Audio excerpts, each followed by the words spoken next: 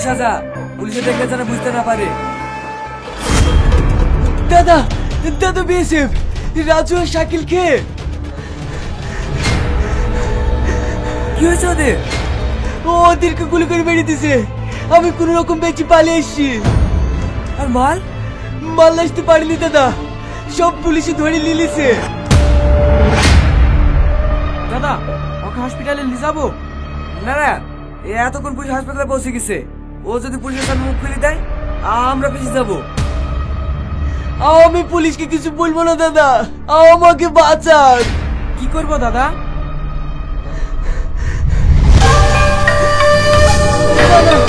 আমাকে ছেড়ে দিন দাদা, আমি কাউকে কিছু বলবো না, আমাকে ছেড়ে দিন দাদা।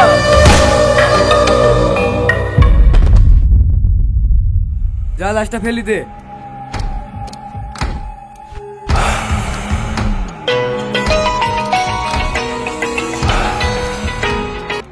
হ্যালো বাবু। হ্যাঁ মা। বাপ তুই কোথায় আছিস? বাজারের দিকে আছি। কেন কিছু বলছো নাকি মা? হ্যাঁ মধু, তুই তাড়াতাড়ি বাড়ি আয়।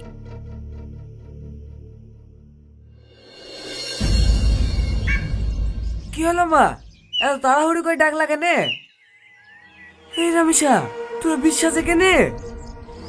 এই তো তোর বোন আমাদেরকে কিছু না বলে বিয়ে করে ফেলেছে। এসব কি শুনছে রামিসা? সব সত্যি? হ্যাঁ ভাই, আমরা দুজন দুজনকে খুব ভালোবাসি। তুমি মেনে নিবা না বলে আমরা পালিয়ে বিয়ে করে ফেলেছি। পালিয়ে কি বিয়ে করার কি আছে? আমাকে বললেই পারতিক।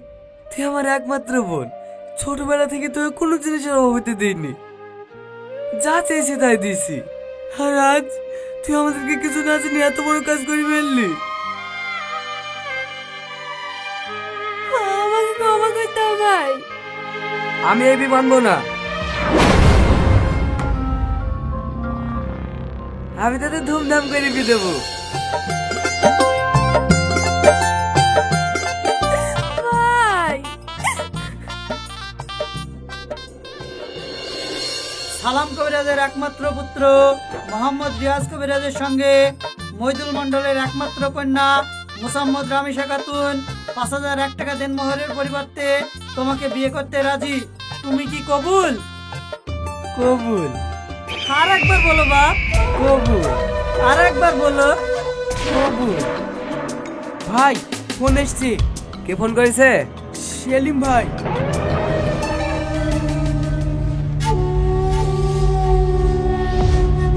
हाँ भाई बोलिए। हमारा माल किधर से? माल बॉर्डर में पकड़ लिया भाई, हम नहीं ला पाया। मंडे कुछ ना पता, तू जितनी जल्दी होवे मेरा माल बेच।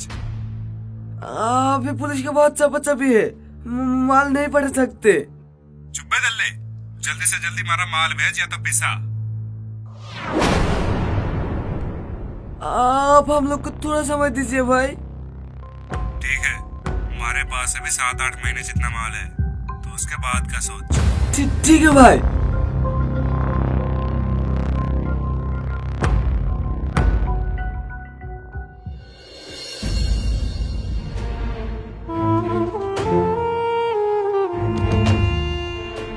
ভাই সেলিম ভাই ফোন করেছিল। কি বলছে? আপনাকে দেওয়া টাইম পেরিয়ে গেছে, তাই যত তাড়াতাড়ি সম্ভব মাল পাঠিয়ে দিতে বললো। পাঠাবো। কিভাবে পাঠাবেন ভাই? আমাদের প্রায় সব লোককেই তো পুলিশে চিনি ফেলিছে, নতুন লোক পাবেন কোথায়? হ্যাঁ, আমার সব ঠিক করা হয়ে গেছে, তোরা মাল রেডি কর।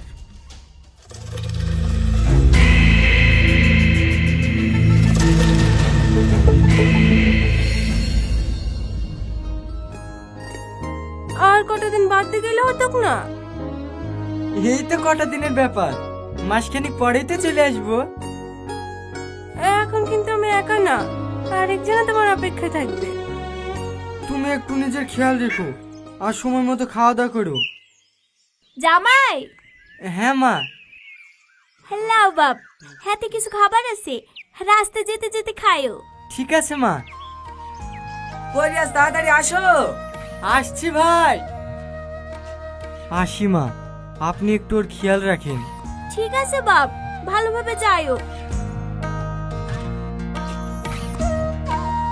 রিয়াজ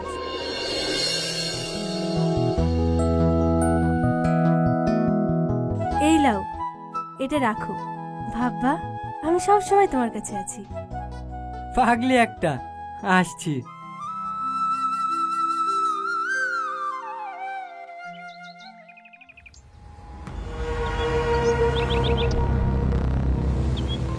এই থাম থাম থাম।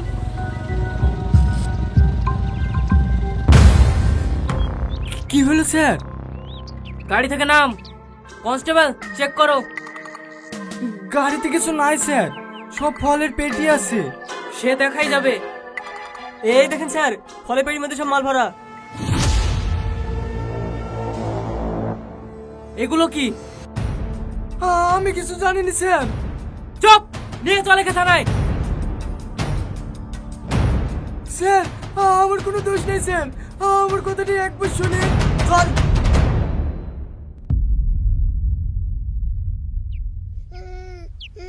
ওলে লে লে লে লে, কাঁদে না শোনা, কাঁদে না।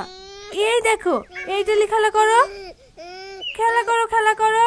কাঁদে না শোনা। তোমার আপা আসবে তো, তোমার জন্য কত খেলনা আনবে, তোমার সাথে খেলা করবে, তোমাকে কোলে নেবে। আর কতদিন এভাবে অপেক্ষা করবি বলতিনি? নিজের শরীর পারে একটু তাকা। কেটে কেটে কি অবস্থা করেছি নিজের। আজ 8 মাস হয়ে গেল, ওর কোনো খোঁজ নাই। ও আর আসবে না। ও আসবে, ও ঠিক একদিন ফিরে আসবে। এই তো ভাই চলে এসছে।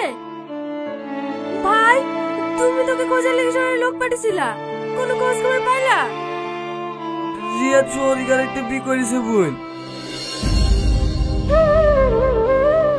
না না, এটা হতে পারে না, ও কোনোদিন এরকম করবে না। আমার লোক সব রকম খোঁজ খবর নিয়ে আসছে, ও আর কোনোদিন ফিরে আসবে না। তুই কোনো চিন্তা করিস নি বোন, আমি ওর থেকে ভালো ছেলে সাথে তোর বিয়ে দেবো।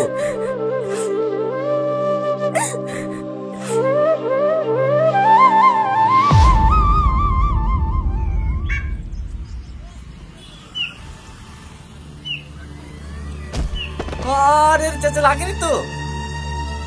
না না।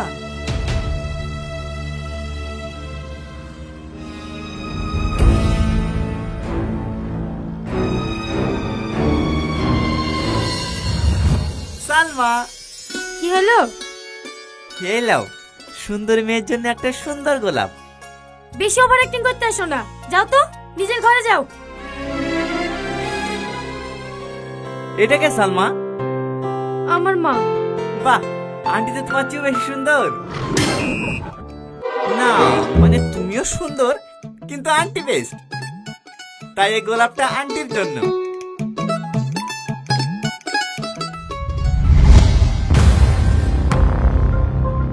আপনি এই ছবি কোথায় পেলেন? এটা আমার স্ত্রীর ছবি। আপনি সালমার আব্বা?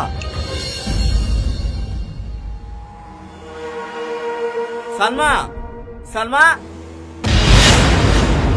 টনি তুমি কি করতে এসেছে বাড়িতে? টনি?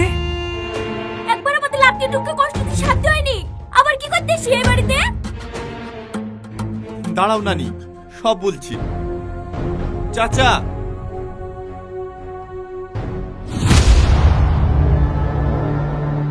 রিয়াজ আমার সে বাচ্চা কি করতে এসেছে এই বাড়িতে? আমার মেয়ের জীবনটা নষ্ট করে তো শান্তি হয়নি। বেড়া এই বাড়ি থেকে, বেড়া। মা থামো। থামালি কেন? ও গ্যাস বেরিয়ে ফেলবো। ওর লেগে আমার মেয়ে মরেছে। এটা কে নানি? তোর বাপ, যার লেগে তোর মা মরেছে।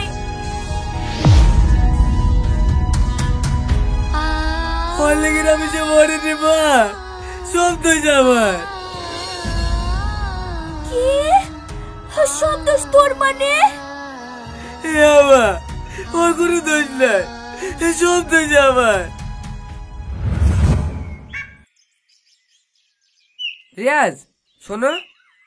হ্যাঁ বলেন ভাই। আমার একটা কাজ করে দিবা? হ্যাঁ হ্যাঁ, করবো না কেন, অবশ্যই করবো। কি করতে হবে বলেন। এই ছোট্ট একটা কাজ, কিন্তু এখানে তোমায় গোপন রাখতে হবে। হ্যাঁ হ্যাঁ ঠিক আছে, কোনো সমস্যা নাই। কি কাজ বলেন। আমার একটা মাল তোমাকে দিল্লি নিয়ে যেতে হবে, কিন্তু বাড়ি থেকে জিজ্ঞেস করলে বলবা তুমি তোমার কাছে বিদেশে যাইছো। ঠিক আছে ভাই, আপনার লেগে আমি আমার ভালোবাসার মানুষটাকে পেয়েছি। আপনার জন্য এইটুকু কাজটা আমি করতেই পারি। ভাইয়ের কথা মতো আমি মাল্লি বিদেশে গিয়েছিলাম। সেই রাতেই পুলিশ আমাকে ধরে। আজ 18 বছর জেল খেটে বাড়ি আসছি। তার মানে তুই আমাদেরকে যা বলেছিলি সব মিথ্যা? হ্যাঁ মা। এই জানোয়ার, তুই পারলি তোর নিজের স্বার্থের লেগে বোনের জীবনটা নষ্ট করে দিতে। মা, আমাকে ক্ষমা করে দাও। আমি কোনোদিন ভাবিনি এরকম হয়ে যাবে। আমি তো শুধু রিয়াজকে রামিসার জীবন থেকে সহায়তা চাইছিলাম, কিন্তু আমার অন্যের সাথে যে আমার বোন পাবে এটা আমি কল্পনাও করতে পারিনি। চুপ কর শয়তান।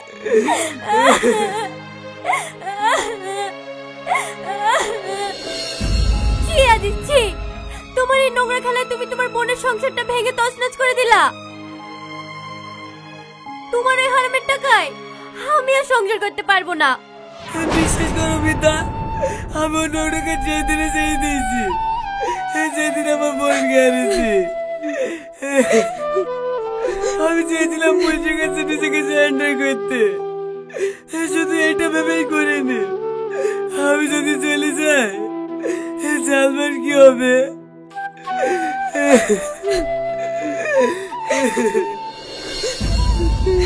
মামা, তুমি আমাকে সব কিছু দিয়েছো ঠিকই, কিন্তু কেড়ে নিয়েছো সব থেকে দামি জিনিসটা, আমার মা বাবার ভালোবাসা।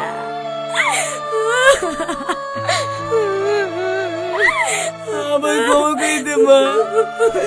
আমি জানি আমি তো ক্ষমা পাচ্ছি না, তাই আমি আজ কি যাবো নিজেকে সারেন্ডার করতে। রিয়াজ, পাইলে তুমি আমাকে ক্ষমা করে দিও ভাই।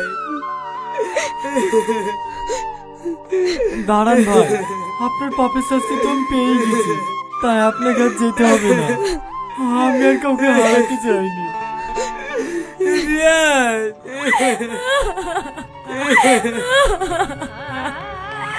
ওই বুকার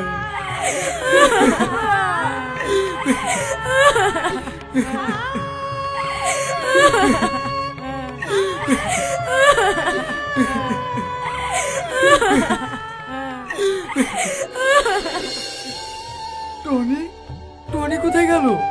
ও মনে হয় চলে গেল বাপ। সালমা, তুই টনিকে ফিরে নিয়ে আয় মা, ও তোকে অনেক ভালোবাসি। টনি,